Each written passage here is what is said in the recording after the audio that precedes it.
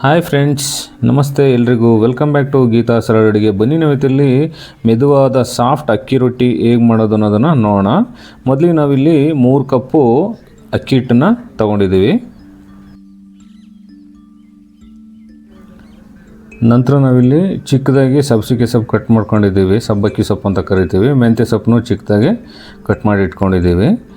ನಂತರ ಈರುಳ್ಳಿ ಸೊಪ್ಪು ನಾವು ಇದು ರುಚಿಗೆ ತುಂಬ ಚೆನ್ನಾಗಿರುತ್ತೆ ಅಂದ್ಬಿಟ್ಟು ಇದನ್ನು ಚಿಕ್ಕದಾಗಿ ಕಟ್ ಮಾಡಿ ಇಟ್ಕೊಂಡಿದ್ದೀವಿ. ನಂತರ ಈರುಳ್ಳಿ ಚಿಕ್ಕದಾಗಿ ಕಟ್ ಮಾಡಿ ಇಟ್ಕೊಂಡಿದ್ದೀವಿ. ಇದನ್ನು ಒಂದು ಕ್ಯಾರೆಟ್ನ ತುರ್ಕೊಂಡಿದ್ದೀವಿ ನಾವಿಲ್ಲಿ. ಇದು ಪೀಸ್ ಮಾಡಿಕೊಂಡ್ರೆ ಚೆನ್ನಾಗಿರಲ್ಲ, ಅದಕ್ಕೆ ತುರ್ಕೋಬೇಕು. ನಂತರ ನಾವಿಲ್ಲಿ ಸ್ವಲ್ಪ ಕೊತ್ತಂಬರಿ ಸೊಪ್ಪು ತೊಗೊಂಡಿದ್ದೀವಿ. ನಂತರ ಒಂದು 3-4 ಹಸಿಮೆಣ್ಸಿನ್ಕಾಯಿನ ಚಿಕ್ಕದಾಗಿ ಕಟ್ ಮಾಡಿ ಇಟ್ಕೊಂಡಿದ್ದೀವಿ. 1 ಟೇಬಲ್ ಸ್ಪೂನು ಜೀರಿಗೆ. ನೋಡಿ, ಇದನ್ನೆಲ್ಲ ನಾವು ಇವಾಗ ಅಕ್ಕಿ ಹಿಟ್ಟಲ್ಲಿ ಬೆರೆಸ್ಕೊಳ್ಳೋಣ. ಮಿಕ್ಸ್ ಮಾಡಿಕೊಂಡು ನೀಟಾಗಿ ಅಕ್ಕಿ ಹಿಟ್ಟನ್ನು ನೋಡಿ ಹಚ್ಚಿಟ್ಕೊಂಡಿರೋ ಎಲ್ಲ ಥರದ ಸೊಪ್ಪುಗಳು ಮತ್ತು ಕ್ಯಾರೆಟ್ ತುರಿ, ಈರುಳ್ಳಿ, ಜೀರಿಗೆ, ಮೆಣಸಿನ್ಕಾಯಿ ಎಲ್ಲನೂ ಇದನ್ನು ಮಿಕ್ಸ್ ಮಾಡ್ಕೊಳ್ಳೋಣ ಅಕ್ಕಿ ಹಿಟ್ಟಲ್ಲಿ ಹಾಕ್ಕೊಂಡು.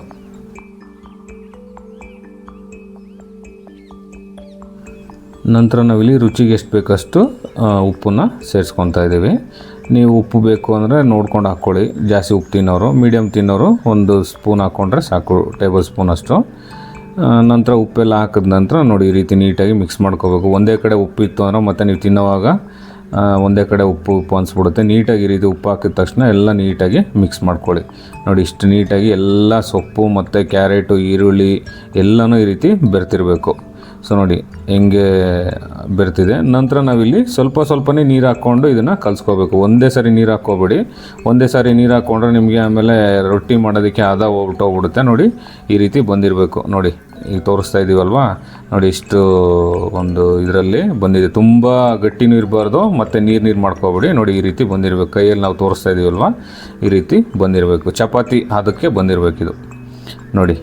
ಸೊ ಈಗ ಇದನ್ನು ನಂತರ ಉಂಡೆ ಥರ ಅಂದರೆ ರೌಂಡ್ ಬಾಲ್ ಥರ ಉಂಡೆ ಮಾಡ್ಕೊಂಡು ಈ ರೀತಿ ಕೈಯಲ್ಲಿ ಇವಾಗ ಒಂದು ಚಪಾತಿ ಮಾಡೋ ಮಣೆ ಮೇಲೆ ನಾವು ಒಂದು ಸಾಫ್ಟ್ ಪೇಪರ್ ಹಾಕಿದ್ದೀವಿ. ಸೊ ಆ ಪೇಪರ್ ಮೇಲೇ ಇವಾಗ ನಾವು ಲಟ್ಟಿಸ್ಕೊಳ್ಳೋಣ ಕೈಯಿಂದನೇ.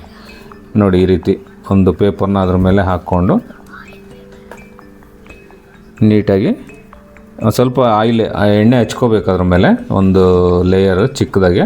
ನೋಡಿ ಈ ರೀತಿ ಅದನ್ನು ಇಟ್ಬಿಟ್ಟು ನೀಟಾಗಿ ಕೈಯಿಂದನೇ ನಾವು ಯಾವುದೇ ಒಂದು ಇದನ್ನು ಲಟ್ಟಣಿಗೆ ಏನು ತೊಗೊಂಡಿಲ್ಲ, ನಾವು ಕೈಯಿಂದನೇ ಇಷ್ಟು ನೀಟಾಗಿ ಪ್ರೆಸ್ ಮಾಡ್ತಾ ಬರಬೇಕು. ಸ್ವಲ್ಪ ನಿಧಾನಕ್ಕೆ ನೋಡಿ ಪ್ರೆಸ್ ಮಾಡೋದು. ನೀವು ಕೆಲವೊಬ್ಬರಿಗೆ ಅಭ್ಯಾಸ ಇರಲ್ಲ, ಇಲ್ಲ ಅಂದ ಅಭ್ಯಾಸ ಇಲ್ದಿರೋರು ಏನು ಮಾಡ್ಬೋದು ಅಂದರೆ ನೀವೊಂದು ಪ್ಲಾಸ್ಟಿಕ್ ಪೇಪರ್ನ ಮೇಲೆ ಹಾಕ್ಬಿಟ್ಟು ನಿಧಾನಕ್ಕೆ ಇದನ್ನ ಒಂದು ಈವನ್ನಾಗಿ ಒಂದೇ ಒಂದು ಇದ್ರ ಥರ ಲೈಕ್ ಪ್ರೆಸ್ ಮಾಡ್ಕೊಂಡು ಹೋದರೆ ನಿಮಗೆ ಸಾಫ್ಟಾಗೂ ಬರುತ್ತೆ, ತೆಳುವಾಗೂ ಬರುತ್ತೆ. ನೋಡಿ ಈ ರೀತಿ. ಸೊ ನಾವು ಬರೀ ಓಪನ್ನಾಗಿ ನಾವು ಯಾವುದೇ ಪೇಪರ್ ಮೇಲೆ ಹಾಕಿಲ್ಲ, ಕೆಳಗಡೆ ಮಾತ್ರ ಹಾಕಿದ್ದೀವಿ. ನೋಡಿ ಎಷ್ಟು ಚೆನ್ನಾಗಿ ಬಂದಿದೆ ತೆಳ್ಳಗೆ. ನೀವು ಇದನ್ನು ವಯಸ್ಸಾಗಿರೋರು ತಿನ್ಬೋದು, ಅಷ್ಟು ಸಾಫ್ಟಾಗಿ ಬರುತ್ತೆ ಇದು. ನಂತರ ನಾವಿಲ್ಲಿ ಒಂದು ಹಂಚಿನ ಅಂದರೆ ಪ್ಯಾನ್ ತವನ ಕಾಯಕ್ಕೆ ಇಟ್ಟಿದ್ದೀವಿ. ಸ್ವಲ್ಪ ಲೈಟಾಗಿ ಎಣ್ಣೆ ಹಚ್ಕೊಳ್ಳಿ, ಜಾಸ್ತಿ ಏನು ಯೂಸ್ ಮಾಡೋ ಅವಶ್ಯಕತೆ ಇಲ್ಲ. ನಂತರ ನಾವಿಲ್ಲಿ ಕಾದಿರೋ ಹಂಚಿಗೆ ಇದನ್ನು ನೋಡಿ ಈ ರೀತಿ ಅದು ಪೇಪರ್ನ ಈ ಕಡೆ ಹಿಂಗೆ ಉಲ್ಟಾ ಮಾಡಿಬಿಟ್ಟು ಹಾಕ್ಕೋಬೇಕು. ಸೊ ನಿಧಾನಕ್ಕೆ ಆ ಪೇಪರ್ನ ನೀವು ಕೈಯಿಂದ ಸ್ವಲ್ಪನೇ ಹಂಚಿಂದ ಸಪ್ರೇಟ್ ಮಾಡ್ಕೋಬೇಕು. ನೋಡಿ ಅದು ಹರಿದೋಗ್ಬಾರ್ದು, ನೀವು ಕಟ್ಟಾಗೋ ಥರ ಆಗದಿರೋ ಥರ. ನೋಡಿ ಎಷ್ಟು ಚೆನ್ನಾಗಿ ಬಂದಿದೆ ನಮಗೆ ಇವಾಗ. ಸೊ ಇದನ್ನು ನೀಟಾಗಿ ಸ್ವಲ್ಪ ಮೇಲೆ ಆಯಿಲ್ನ ಹಂಗೆ ಇದನ್ನು ಮೇಲೆ ಹಚ್ಬಿಟ್ಟು ಉಲ್ಟಾ ಸೀದಾ ಎಲ್ಲ ನೀಟಾಗಿ ನೋಡಿ ಇಷ್ಟು ನೀಟಾಗಿ ಬಂದಿದೆ. ಎಷ್ಟು ಚೆನ್ನಾಗಿ ಬಂದಿದೆ ದೋಸೆ. ತುಂಬ ಸಾಫ್ಟಾಗಿರುತ್ತೆ ಸ್ನೇಹಿತರೆ.